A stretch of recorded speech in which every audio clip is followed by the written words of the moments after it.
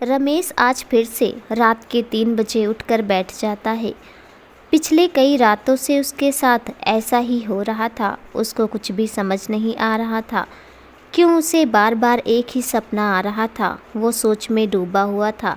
अचानक से उसे एक आवाज़ सुनाई देती है। तुम मेरे हो रमेश। आवाज़ सुनकर अपने बेड से उठकर खड़ा हो जाता है। वो इधर उधर देखता, उसे कमरे में कोई नज़र नहीं आता। वो सोने जा ही रहा था, उसे फिर से वही आवाज़ सुनाई देती है। अब वो अपने खिड़की के पास जाकर देखता है तो उसे बाहर कुछ भी नहीं नज़र आता, क्योंकि बाहर बहुत ही अंधेरा था। वो फिर अपने बिस्तर पर सो जाता है। सुबह होते ही वो ऑफिस के लिए तैयार हो जाता है। नाश्ता करके वो ऑफिस चला जाता है। ऑफिस में भी वो परेशान बैठा हुआ था। उसका दोस्त रघु उससे परेशान होने का कारण पूछता है।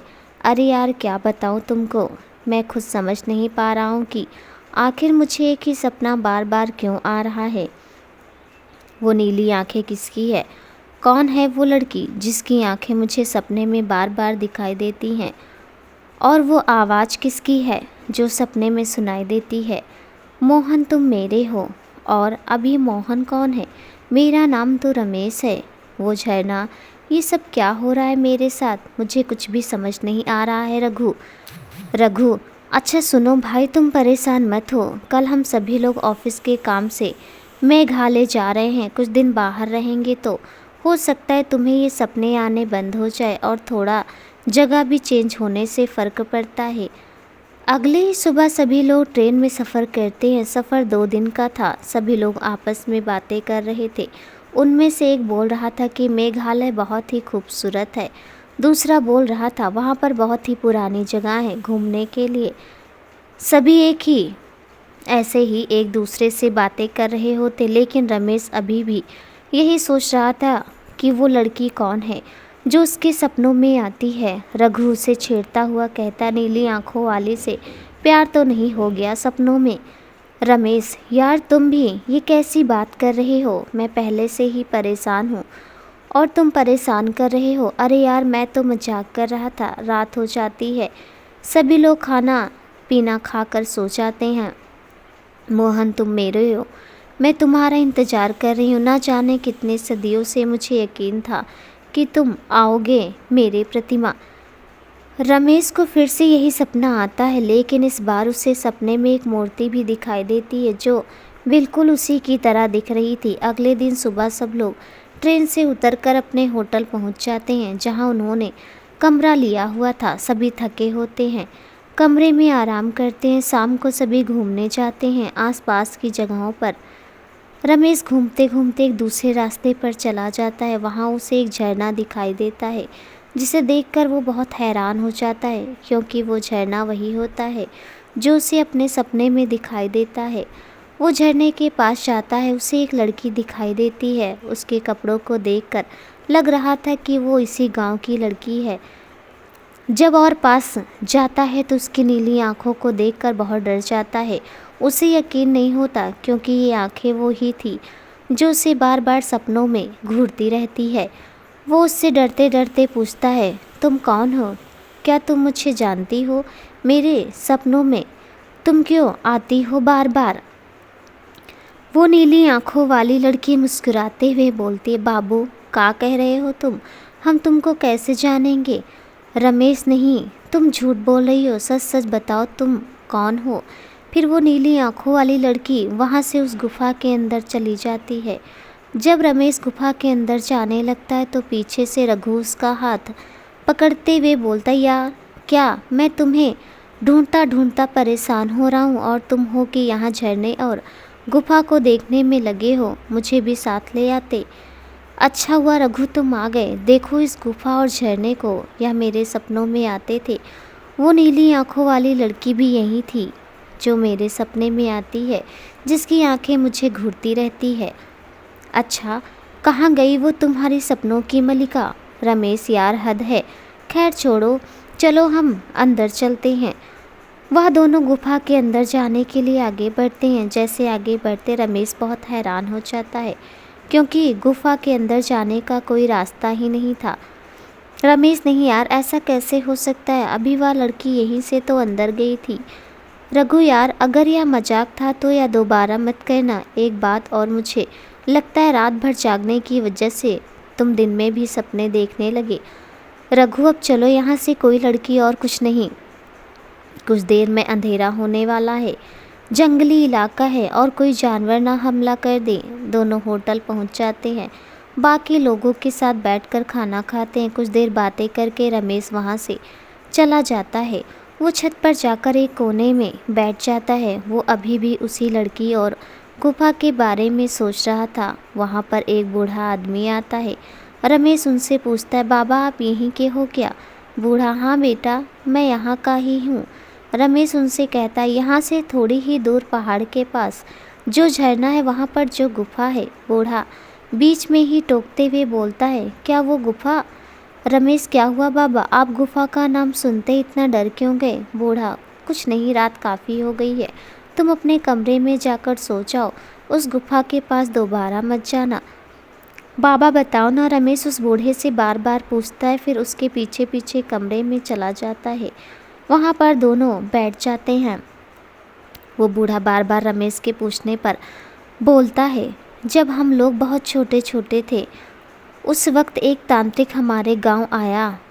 वो अपने तंत्र मंत्र की साधना करने के लिए पहाड़ के पास गया। उसे वो जगह अपने साधना के लिए सही लगी। अब वो हर रात अपनी साधना वहीं करने लगा। एक दिन की बात है, गांव की कुछ लड़कियां उस झरने पर नहाने के लिए चली जाती है। उन सबको ये नहीं पता था कि ये जगह अब तांत्रिक का ठिकाना है। जब उस तांत्रिक ने उन सबको वहाँ देखा तो वो गुस्से से पागल हो गया। उसने सभी लड़कियों को अपने मंत्र से बस में कर लिया। फिर उनकी एक एक करके 6 रात तक बलि देने लगा। आखिरी बलि देने का वक्त आया तो वहीं रुक गया, क्योंकि वो उस लड़की की नीली आंखें और उसका रूप देखकर उस पर मोहित हो गया था। अब वो किसी भी तरह से उस लड़की को अपना बनाना चाहता था, लेकिन उसे ये नहीं मालूम था कि वो कोई साधारण लड़की नहीं थी। उसका नाम राधिका था। वो गांव की पुजारी की पोती थी। इधर गांव वाले भी सभी बहुत डर गए थे। जब उनको पता चला कि उस तांत्रिक ने उनकी लड़कियों की बलि दे दी है तो सभी दुखी हो जाते हैं। सभी मिलकर गांव के पुजारी के पास जाते हैं। वहीं से थोड़ी दूरी पर नदी के किनारे एक दूसरा गांव था। उस गांव के मुखिया का एक बेटा था जो बहुत ही बहादुर और साहसी था, देखने में भी बहुत ही सुंदर और मनमोहक था। उसका नाम मोहन होता है। वो और कोई नहीं, राधिका का होने वाला पति था। जब ये बात मोहन को पता चलती है तो वो जल्दी से अपने काले घोड़े पर सवार होकर गांव पहुंचने से पहले दोनों गांव के बीच में जो काल भैरव जी का मंदिर आता है वहां जाके माथा टेकता है। फिर वहां के सिद्ध बाबा से कुछ मंत्र और ताबीज़ लेकर राधिका के गांव पहुंच जाता है।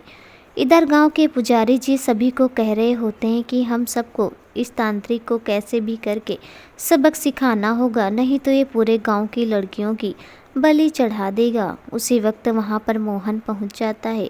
उसे वहां देखकर महान पुजारी जी, बेटा तुम यहाँ कैसे और क्यों आए हो? सब ठीक तो है ना वहाँ उस गांव में? मोहन, हाँ वहाँ तो सब ठीक है बाबा, लेकिन यहाँ इस गांव में कुछ भी ठीक नहीं है। और अब आपने मुझे बताना भी सही नहीं समझा। मेरी राधिका को उस दुष्ट तांत्रिक ने कैद करके रखा है। गांव की बाकी लड़कियों की उस पापी ने बलि चढ़ा दी और आप सभी गांव वाले हाथ पे हाथ धरे बैठे हो। कुछ गांव वाले बोलते हैं, बेटा हम कुछ कर भी तो नहीं सकते हैं, उसके पास कितने प्रकार की काली शक्ति है और जादू टोना भी करता है वो तांत्रिक। उधर राधिका उस तांत्रिक को कहती है, अरे पापी, तुमने अपने अंधविश्वास में आकर इस मासूम लड़कियों की बलि चढ़ाकर बहुत बड़ा पाप किया है। वहीं रुक जा, मेरे पास आया या मुझे छूने की भी कोशिश की तो मैं तुमको जलाकर भस्म कर दूंगी। तांत्रिक जोर जोर से हंसने लगता है। उधर मोहन, जल्दी बताओ वो जगह कहाँ पर है जहाँ पर उस पापी तांत्रिक ने मेरी राधिका को कैद करके रखा है। गांव वालों के साथ वो उस जगह पर पहुंच जाता है और गांव वाले डर से उसके साथ गुफा के अंदर नहीं जाते। तांत्रिक राधिका से विवाह करने के लिए उसे अपने वश में करना चाहता था, इसलिए वो तांत्रिक क्रियाओं में विलीन हो जाता है। मोहन गुफा के अंदर अकेले ही जाने लगता है। वो गुफा के अंदर जाकर देखता है उस कपटी दुष्ट तांत्रिक ने 6 लड़कियों के सर को एक बड़ी सी मूर्ति के पास रखा हुआ था, जिसका चेहरा बहुत ही भयानक था और 2 दांत बाहर की तरफ निकले हुए थे। आंखें बड़ी बड़ी खून की तरह लाल थी। राधिका माँ देवी की आराधना करती है, दिन रात मंदिर में भजन कीर्तन करती रहती है, जिसके कारण उसके शरीर में दिव्य तेज था, जिसे छूने मात्र से ही तांत्रिक भस्म हो जाता। मोहन उस मूर्ति से जैसे थोड़ा सा और आगे बढ़ता है, उसे राधिका एक कोने में बैठी दिखाई देती है। वो जल्दी से उसके पास चला जाता है। राधिका भी उसे देख लेती। फिर राधिका मोहन को कहती है, तुमको यहाँ नहीं आना चाहिए था। ये तांत्रिक बहुत दुष्ट है और ये काली शक्तियों से तंत्र मंत्र करता है, लोगों को अपने वश में कर लेता है। मोहन, मुझे सब कुछ बता दिया है पुजारी बाबा जी ना, तुम घबराओ नहीं। मैं इस तांत्रिक को और ये सब पाप करने नहीं दूंगा। आज ही मैं इसका अंत करके पूरे गांव वालों को इसके अत्याचारों से आज़ाद कर दूंगा। तांत्रिक अभी भी तांत्रिक क्रिया कर रहा था। वो बार बार कुछ अजीब से मंत्र को पढ़ रहा था और अग्नि में आहुति दे रहा था। मोहन और राधिका उसके पास जाते हैं और मोहन उसके तंत्र क्रिया के सभी सामान को इधर उधर उठाकर फेंक देता है। उसके हवन की अग्नि में पानी डालकर बुझा देता है। तांत्रिक जल्दी से उठ जाता है। मोहन को वहाँ देखकर बहुत गुस्सा हो जाता है और बोलता है, तुम्हारी हिम्मत कैसे हुई यहाँ पर आने की? मैं तुमको नहीं छोड़ूंगा। अब देखो तुम खुद अपनी जान लोगे। तांत्रिक जोर जोर से कुछ अजीब से मंत्रों को बोलता है और फट स्वाहा कहता है। तांत्रिक जैसे ही फट स्वाहा कहता है, मोहन पत्थर की मूर्ति बन जाता है।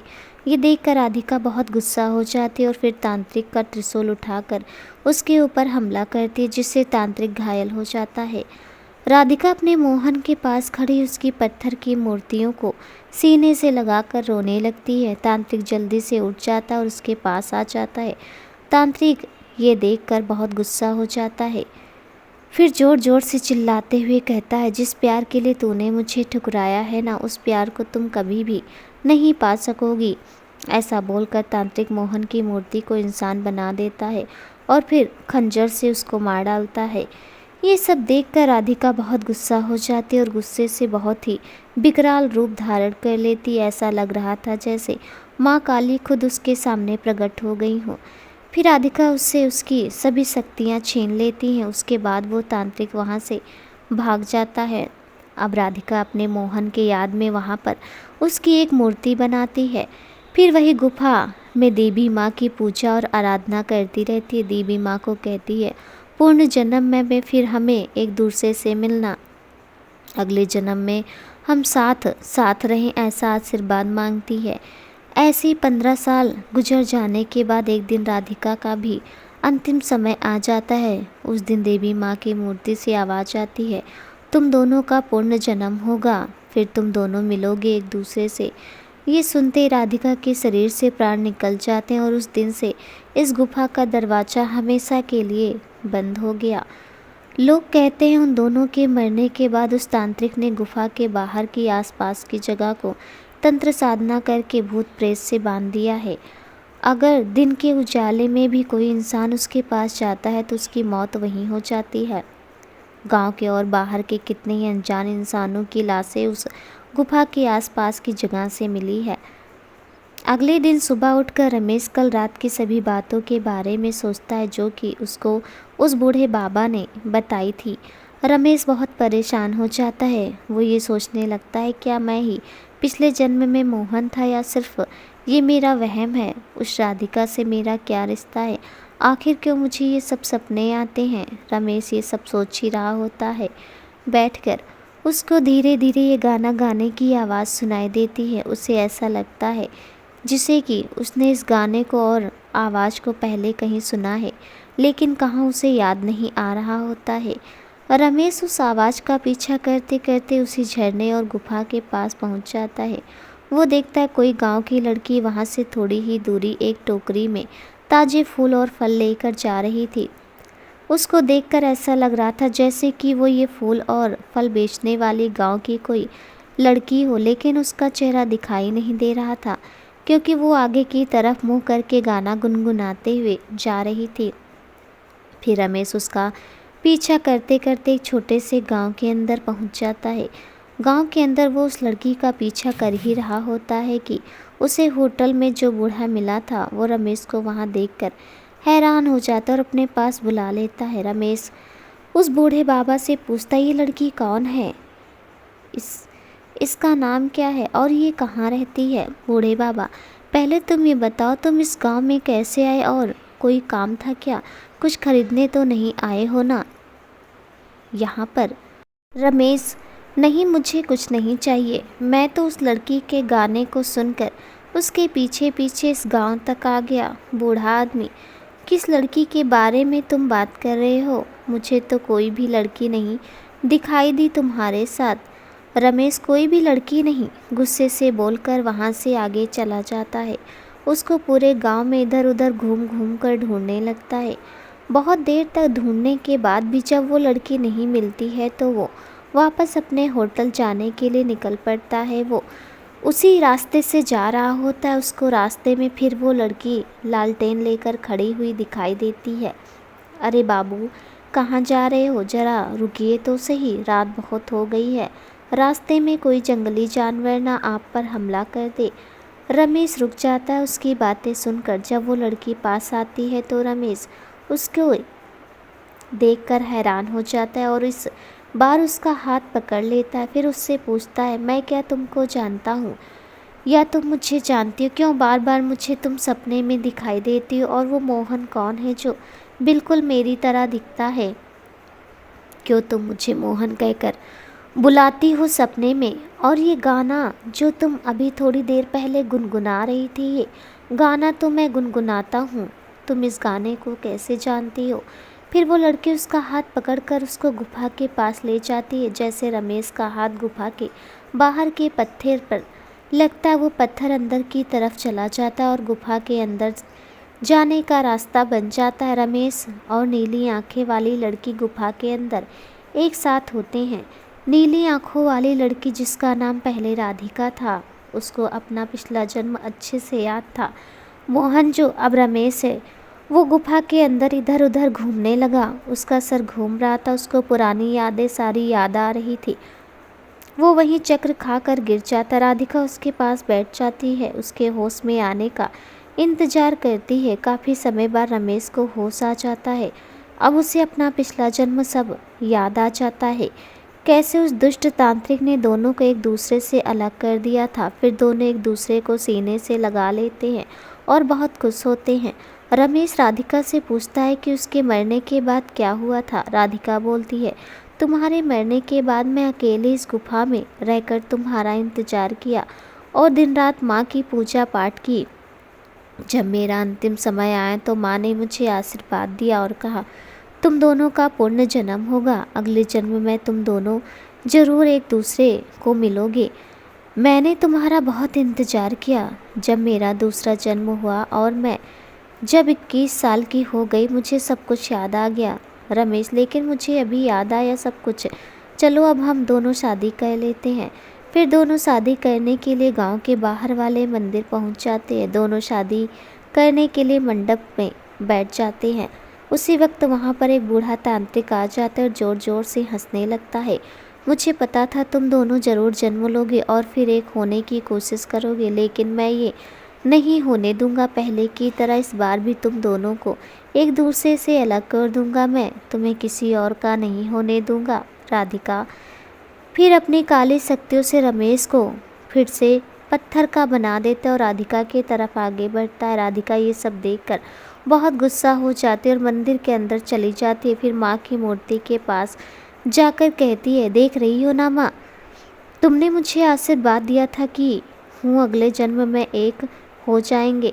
उसी वक्त राधिका के अंदर माँ की शक्ति आ जाती है और वो माँ का रूप लेकर त्रिशूल से तांत्रिक को मार देती है।